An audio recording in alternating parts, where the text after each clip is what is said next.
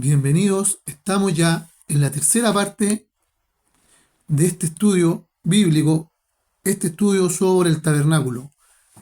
En los primeros dos videos estuvimos echando un vistazo muy a la rápida sobre los lugares que este tabernáculo tiene, sobre los muebles que éste posee, y también estuvimos viendo las enseñanzas que podemos encontrar en este tabernáculo. Estuvimos revisando tres enseñanzas muy importantes que podemos ver en este tabernáculo. Y en este video, si el Señor lo permite, estaremos viendo la primera de ellas. ¿Es el tabernáculo un modelo de la tierra y de los cielos? Cuando digo cielos, me refiero al cielo y al trono de Dios.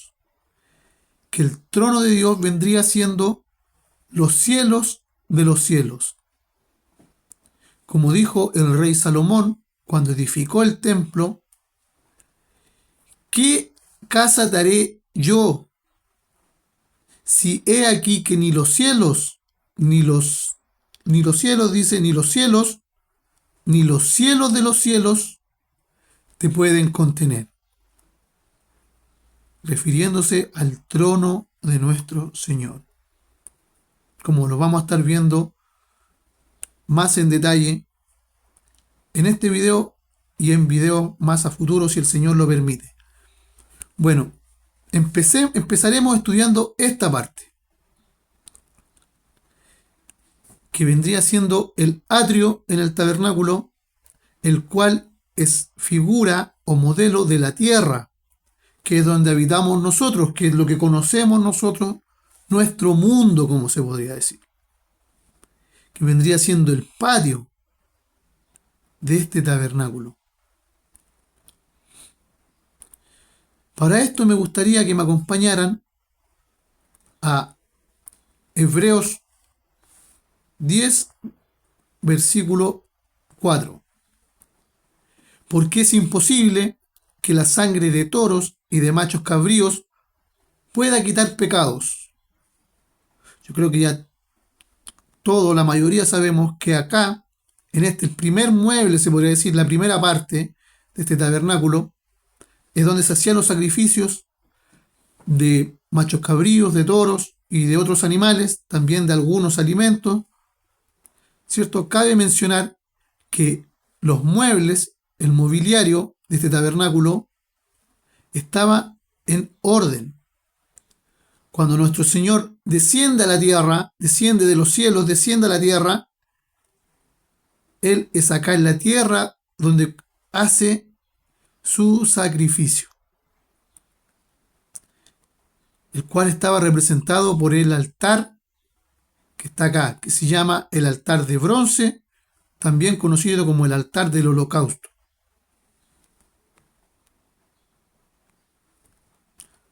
Por lo cual, entrando en el mundo, entrando en el mundo, aquí ya vemos que dice, cuando el Señor entrando en el mundo, dice, sacrificio y ofrenda no quisiste, pero me preparaste cuerpo.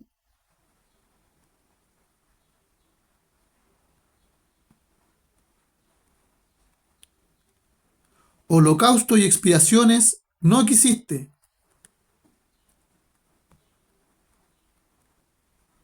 Entonces dije, he aquí vengo, Dios, para hacer tu voluntad. En la cabecilla del rollo está escrito acerca de mí. Bueno, acá ya nos dice muchas cosas. Cuando habla de holocausto y expiaciones, todas estas cosas se hacían acá en el tabernáculo. Se ministraban en este sistema sacerdotal, en el tabernáculo, el cual era figura, era un modelo del plan que nuestro Señor iba a llevar a cabo. Era modelo de los cielos, como lo estamos viendo en este estudio, y de la tierra. Versículo 8. Diciendo, antes, sacrificios, ofrendas, holocaustos y expiaciones no quisiste ni escogiste, las cuales cosas son ofrecidas según la ley.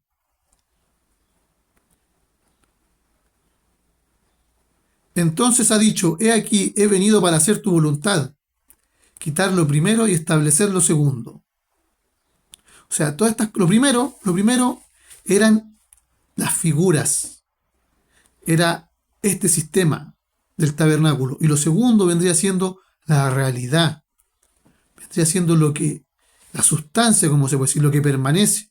Todo esto era sombra, todo esto era figura de lo que iba a ser nuestro Señor y de la obra redentora que Él iba a hacer en beneficio de nosotros, de los que creemos en su nombre, de su iglesia, de los que lo hemos recibido, ¿cierto? Podemos ver entonces que Él, cuando en su ministerio aquí en la tierra, Él se ofrece como sacrificio, ¿cierto? Por nosotros.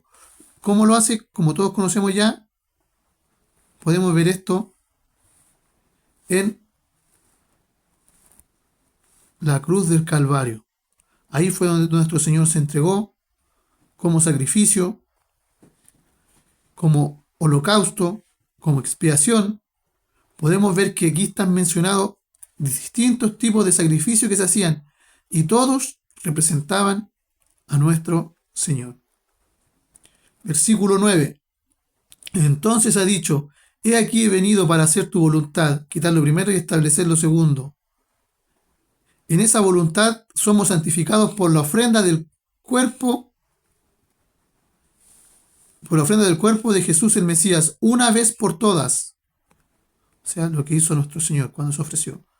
Y todo sacerdote, en verdad, está de pie día tras día ministrando y ofreciendo repetitivamente los mismos sacrificios que nunca pueden quitar los pecados.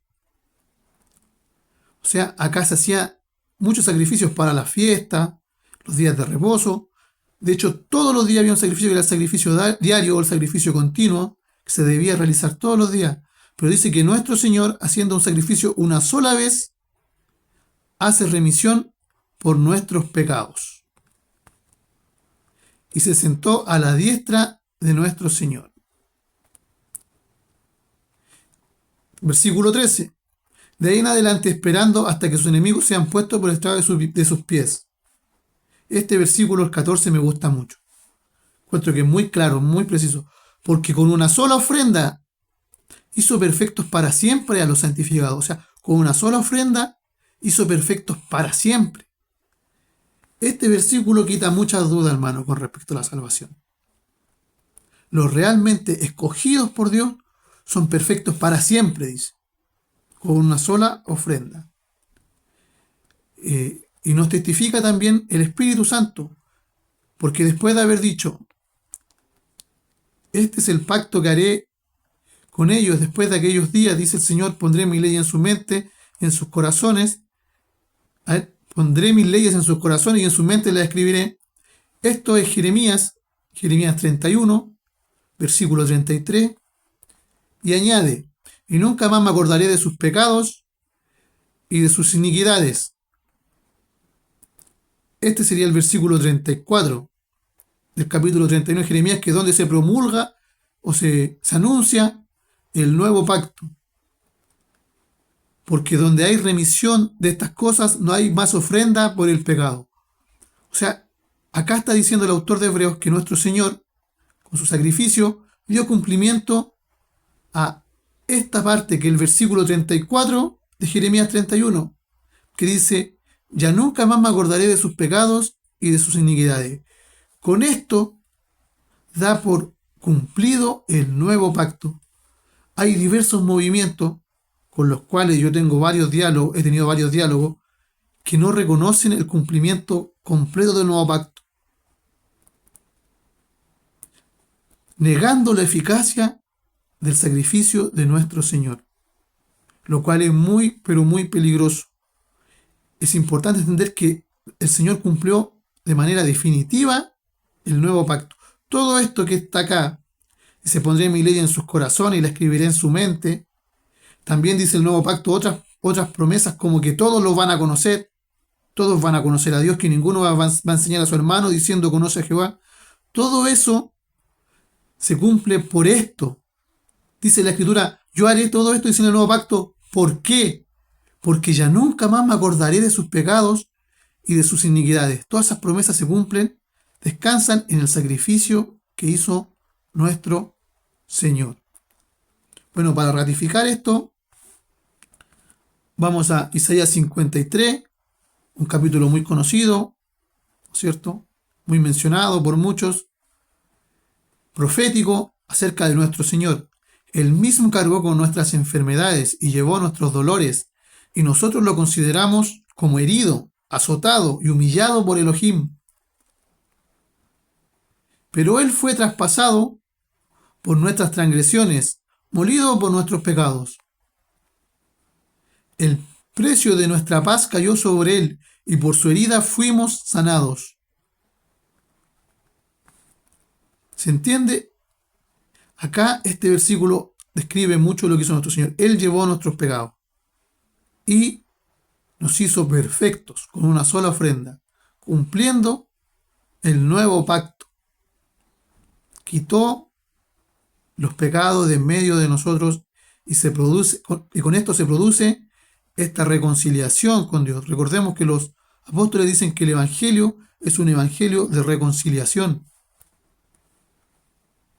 Y lo mismo nos dice el apóstol Pedro en su primera carta, capítulo 1, 19, sino con la sangre preciosa del Mesías, sangre preciosa de nuestro Señor, como con un cordero sin mancha y sin defecto, o sea, como un sacrificio perfecto. Acá se pedían algunos sacrificios perfectos que no tenían que tener mancha ni defecto. Nuestro Señor fue un sacrificio perfecto y con una sangre preciosa, la cual nos redimió, hizo remisión. Remisión significa apartar, quitar el pecado, quitó el pecado de nosotros con una sola ofrenda. Así de valiosa era la sangre de nuestro Señor. Con una sola ofrenda quitó los pecados de todos los creyentes, para siempre, dicen las Escrituras. Así de eficaz, y dio cumplimiento al nuevo pacto, que no es otra cosa que la realidad a la cual apuntaban todas estas figuras del tabernáculo, todo este sistema sacerdotal, era sombra de lo que nuestro Señor iba a realizar.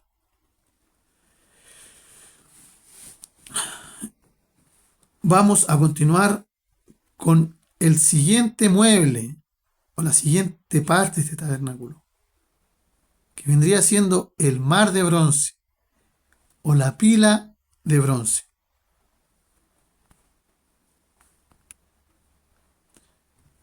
Vamos a Éxodo 30, 17.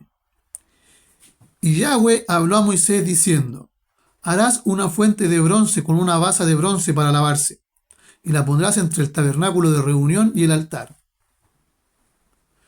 Luego colocarás agua en ella, y Aarón y sus hijos se lavarán en ella sus manos y sus pies. Cuando entren en el tabernáculo de reunión o cuando se acerquen al altar para ministrar, para ofrecer a Yahweh la ofrenda ígnea, se lavarán con agua y no morirán. Se lavarán pues las manos y pies para que no mueran, y lo tendrán por estatuto perpetuo, él y su descendencia por sus generaciones. ¿Se entiende? Entonces acá el sacerdote tenía que lavarse las manos antes de ofrecer sacrificios a Yahweh, y antes de ofrecerlo acá, antes de entrar a la tienda de reunión, que vendrían siendo figura de los cielos. ¿Ya? ¿Qué representaba esto? ¿Qué representaba la pila de bronce? Representaba el bautismo.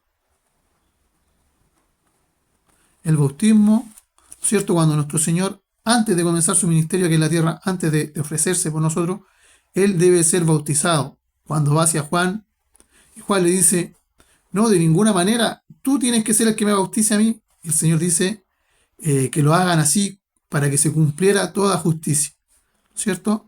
Antes de comenzar, Él debía purificarse, aunque Él no tenía pecado. Él fue perfecto, sin mancha. Pero la pregunta que surge, o sea, que a mí personalmente, que yo tenía, era: ¿por qué este mueble no está de los primeros acá, para que estuviera bien el orden. Porque si era el bautismo y el Señor se bautizó antes de ser entregado, antes de ser sacrificado por nosotros, debía estar acá. Y este debía estar acá. Pero después pude, por la misericordia de Dios, notar que está bien este orden. Ya que si notamos qué representa el bautismo, podemos ver por qué este está acá. ¿Por qué tenía que ser puesto entre el altar y el santuario? Nos dice la Escritura que el bautismo representa la muerte y la resurrección de Cristo. El apóstol nos dice que con Cristo somos juntamente sepultados en el bautismo para resucitar con Él, ¿cierto? Y nuestro Señor nos dice en Lucas 12:50, pero aún tengo un bautismo para ser bautizado. O sea, otro bautismo. Y él ya había sido bautizado ya aquí por Juan. Y cómo me angustio hasta que sea cumplido. O sea, él hablaba de su muerte y de su resurrección. Por este motivo, este mueble debía estar entre el altar y el santuario. Porque el Señor, antes de ingresar para ofrecer su sacrificio, debía pasar por este bautismo, la muerte y la resurrección, y así poder ascender a los cielos.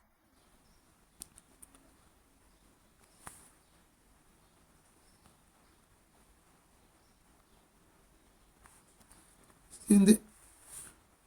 Acá en Romanos 3:6 dice, ¿no sabéis que todos los que fuimos bautizados en Cristo Jesús fuimos bautizados en su muerte? Por tanto, fuimos sepultados juntamente con Él para muerte por el bautismo, para que así como Cristo fue resucitado entre los muertos por la gloria del Padre, así también nosotros anduviéramos en novedad de vida. ¿Se entiende? Entonces el bautismo representaría, ¿qué estaría representando?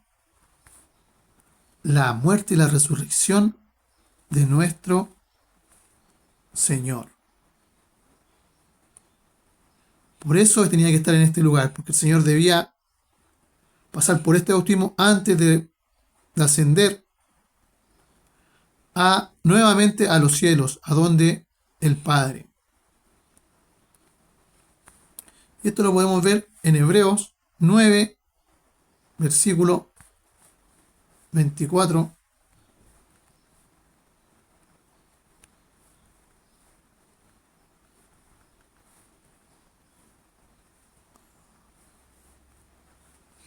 Porque no entró el Mesías en un santuario hecho por manos. Este es un santuario hecho por manos. Representación del verdadero, sino en el cielo mismo, para presentarse ahora delante de Dios por nosotros. Si no entró en el cielo mismo, para presentarse delante de Dios por nosotros. Ahí está nuestro Señor entrando ya en el santuario verdadero para interceder. Esa era la labor que tenía en este santuario, que era figura del verdadero, el sacerdote, interceder por el pueblo, ¿cierto? Y eso es lo que hace nuestro Señor una vez que asciende al cielo. Bueno, me gustaría dejarlo hasta acá.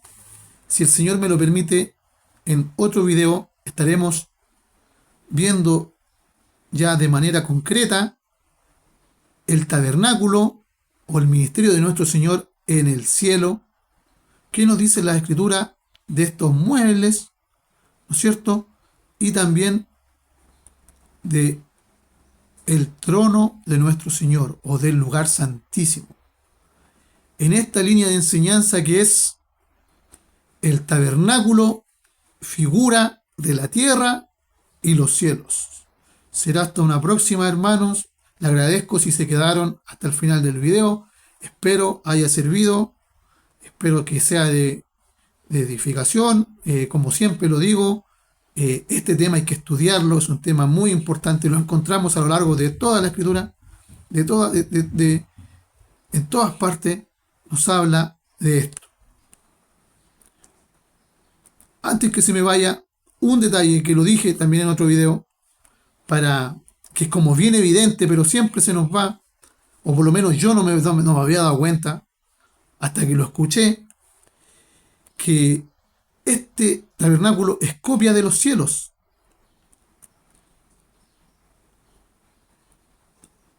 Por eso, en los velos este tabernáculo tiene eh, tallado, se puede decir, o tiene dibujos de querubines.